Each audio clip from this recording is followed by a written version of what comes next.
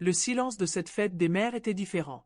Pas le silence paisible que j'avais appris à chérir dans ma petite maison de Provence, mais le silence lourd de 32 ans de souvenirs qui remontaient à la surface comme des bulles d'air dans une mare stagnante. Je m'appelle Claire Moreau, j'ai 68 ans aujourd'hui, et ce matin, pour la première fois depuis des années, personne n'a appelé pour me souhaiter bonne fête. Il fut un temps où cela m'aurait brisé le cœur. Aujourd'hui, cela me libère. Il y a 3 ans, j'étais encore cette femme invisible qui vivait dans l'ombre de sa propre famille. Veuve depuis 15 ans, j'avais consacré ma vie à élever Julien, mon fils unique, dans notre propriété familiale de 5 hectares près d'Aix-en-Provence. Cette terre que mon mari avait héritée de ses grands-parents, ces oliviers centenaires, cette maison de pierre où j'avais versé tant de larmes et de sueur. Après la mort de Pierre, le notaire m'avait expliqué les détails de l'héritage avec cette précision méthodique qui caractérise les hommes de loi français. Madame Moreau, selon l'article 757 du Code civil, en l'absence d'ascendant vivant, vous héritez de l'intégralité des biens propres de votre époux. Les papiers étaient clairs, la propriété était entièrement à mon nom. Mais dans ma tête, c'était toujours notre maison, notre terre. Julien avait 28 ans quand il s'est marié avec Sandrine. J'ai organisé leur réception dans le jardin, transformant mes économies de retraité en une fête parfaite sous les platanes. J'ai pensé que c'était un investissement dans notre bonheur familial. Je me trompais. Les premières années, il venait encore pour Noël, Pâques, les anniversaires. Sandrine souriait poliment quand je proposais mes recettes de famille, hochait la tête quand je racontais l'histoire de la propriété.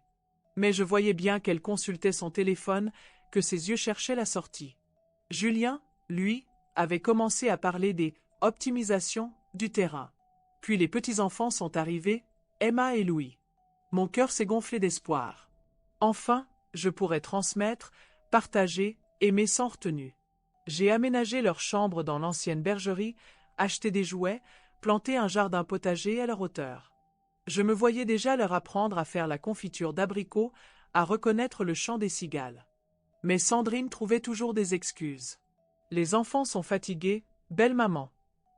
Ils ont des activités à Marseille. La route est longue, vous comprenez. Je comprenais surtout que ma présence était devenue un fardeau.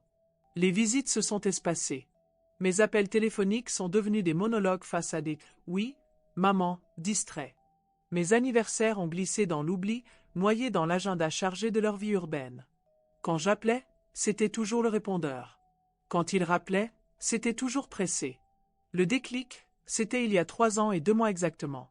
Un dimanche de mars, j'étais en train de tailler les rosiers quand j'ai entendu des voix dans l'allée. Julien et Sandrine étaient venus avec un homme en costume que je ne connaissais pas. Ils ne m'ont pas vu, caché derrière la haie de laurier. Comme je vous le disais, maître Dupont, entendais-je Julien expliquer à l'homme, le terrain fait 5 hectares en zone agricole. Avec le changement de classification prévu par la mairie, on pourrait facilement obtenir un permis de construire pour un lotissement de standing. Ma mère vieillit, elle ne peut plus s'occuper de tout ça. Sandrine a ajouté, avec cette assurance qui me glaçait, elle sera bien mieux dans une résidence pour seniors à Aix. Plus de sécurité, des activités, du monde de son âge. Et nous, on pourra enfin faire quelque chose d'intelligent avec cette terre qui ne rapporte rien. L'homme a hoché la tête. Il faudra obtenir son accord, bien sûr. Oh, elle signera, a répondu Julien avec un rire que je ne lui connaissais pas. Maman a toujours fait ce qui était le mieux pour la famille. Je suis resté accroupi derrière mes rosiers jusqu'à ce qu'ils repartent. Mes jambes tremblaient, pas de vieillesse, mais de colère. Cette colère sourde qui avait grandi pendant des années sans que je la reconnaisse, cette rage de l'effacement progressif. Ce soir-là, j'ai sorti tous les documents de propriété du coffre-fort de Pierre. Actes notariés, cadastre, certificat d'héritage. Tout était clair, net, irréfutable. Claire Moreau, propriétaire exclusive. Pas de clause de réversion, pas d'usufruit partagé. La loi française est formelle, j'étais la seule maîtresse de mes décisions. J'ai passé la nuit à réfléchir. 32 ans à me sacrifier, à m'effacer, à faire passer leurs besoins avant les miens. 32 ans à être maman, belle-maman, mamie, sans jamais redevenir Claire. À 65 ans, j'étais devenue invisible dans ma propre vie. Le lundi matin, j'ai appelé une agence immobilière de Marseille, pas celle d'Aix où tout le monde se connaît. Je souhaite vendre une propriété, ai-je dit simplement. 5 hectares avec maison de maître, olivier centenaire, zone en cours de reclassification. L'agent était enthousiasmé. Avec le développement de l'agglomération d'Aix, madame, vous avez là un petit trésor. Je peux passer l'évaluer cette semaine si vous voulez. Pendant les 2 mois qu'ont duré les négociations et les démarches notariales, j'ai continué ma vie normale. Julien appelait de temps en temps, toujours pressé, toujours ailleurs. « Comment ça va, maman? Tu te débrouilles bien ?» Il ne posait jamais de vraies questions, n'attendait jamais de vraies réponses. J'ai vendu la propriété pour une somme qui m'a surprise moi-même. Assez pour m'acheter une petite maison avec jardin dans un village perché du Luberon, assez pour vivre confortablement mes dernières années, assez pour voyager si l'envie m'en prenait. Le jour de la signature chez le notaire, j'ai ressenti une sensation étrange. Pas de la tristesse, comme je l'avais craint, mais une légèreté que je n'avais pas connue depuis des décennies. « Félicitations, Madame Moreau », m'a dit l'acquéreur, un promoteur discret qui respectait l'histoire des lieux. « J'espère que vous serez heureuse dans votre nouvelle vie. » Nouvelle vie. Ces mots ont résonné en moi comme une promesse. J'ai déménagé un jeudi de mai, avec l'aide d'une entreprise spécialisée. Efficace, professionnelle, sans émotion inutile. J'ai pris mes livres, mes photos, mes souvenirs de Pierre, quelques meubles auxquels je tenais. Le reste, j'ai tout donné à Emmaüs.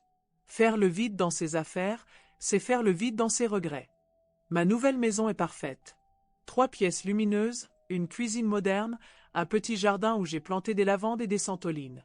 De ma terrasse, je vois la vallée s'étendre jusqu'au mont Ventoux. Le silence ici n'est pas l'absence de bruit, c'est la présence de la paix. J'ai ouvert un nouveau compte en banque, pris un nouvel abonnement téléphonique. Pas pour me cacher, mais pour recommencer. Claire Moreau, 65 ans, nouvelle résidente de Bonnier. Il m'a fallu 6 mois avant que Julien ne découvre la vérité. Il était parti en vacances en août, et à son retour, il a voulu passer, prendre des nouvelles. Il a trouvé la propriété fermée, une pancarte « Vendue » devant le portail, et des voisins qui lui ont appris que la dame était partie depuis longtemps. Il a fallu encore 2 semaines pour qu'il me retrouve. L'ancienne Claire aurait culpabilisé, aurait préparé des excuses, aurait adouci la vérité. Mais quand il a débarqué chez moi ce matin de septembre, rouge de colère et d'incompréhension, j'ai juste préparé du café. « Maman, comment tu as pu faire ça? Cette terre, c'était notre héritage. C'était l'avenir des enfants. Tu n'avais pas le droit. » J'avais tous les droits, Julien. C'était ma propriété, mes papiers, ma décision. Mais nous, on comptait sur cette terre. On avait des projets. Quels projets? M'enfermer dans une maison de retraite pour construire votre lotissement? Il a pâli. Tu étais là? Ce jour-là, tu nous as entendus? J'étais là, oui. Invisible, comme d'habitude. Nous avons parlé pendant 3 heures. Lui criait, accusait, réclamait. Moi, je buvais mon café et je regardais les lavandes danser dans le Mistral. Pour la première fois depuis des années, j'étais parfaitement calme.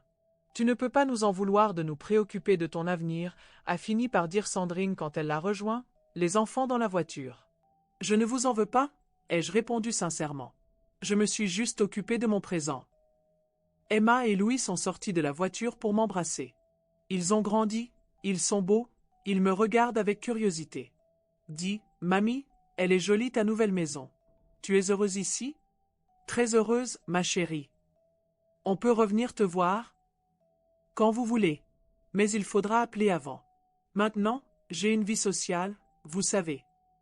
C'était vrai. En 6 mois, j'avais rejoint le club de lecture du village, j'avais pris des cours d'aquarelle, j'avais même flirté avec le pharmacien retraité qui habite 2 rues plus loin. Henri. Un veuf charmant qui me fait rire et qui cuisine divinement bien. Ce soir-là, après leur départ, j'ai appelé Henri. Tu veux venir dîner demain? J'ai envie de cuisiner pour quelqu'un qui appréciera vraiment. Avec plaisir, Claire. J'apporte le vin? Apporte le vin. Et ton sourire? Voilà où j'en suis aujourd'hui, 1 an et demi plus tard. Julien et moi, nous nous parlons maintenant. Pas souvent, mais mieux. Sans faux semblant, sans non-dit. Il a fini par comprendre que j'avais le droit d'exister pour moi-même. Sandrine met plus de temps, mais elle y viendra. Ou pas. Ce n'est plus mon problème. Les enfants viennent me voir 1 fois par mois. Ils adorent ma maison, mon jardin, mes histoires de mamie qui a fugué. Je leur apprends l'aquarelle, ils m'apprennent les nouvelles technologies. Nous rions beaucoup. Hier, Emma m'a demandé: Mamie, pourquoi tu es partie de l'ancienne maison? Parce que j'avais oublié qui j'étais, ma puce. Parfois, il faut partir pour se retrouver. Et maintenant, tu sais qui tu es. Maintenant, je suis Claire. Juste Claire. Et c'est très bien comme ça. Ce matin de fête des mères, pour la première fois depuis des années, je me suis réveillée sans attendre d'appel, sans espérer de visite, sans ressentir ce pincement au cœur de l'oubli. Je me suis fait un café, j'ai arrosé mes lavandes, j'ai lu quelques pages de mon livre. À 11 heures, Henri a sonné avec un bouquet de pivoine. Bonne fête, Claire. Ce n'est pas ma fête, Henri. Je ne suis la mère de personne aujourd'hui. Je suis juste une femme heureuse. C'est encore mieux, a-t-il dit en m'embrassant.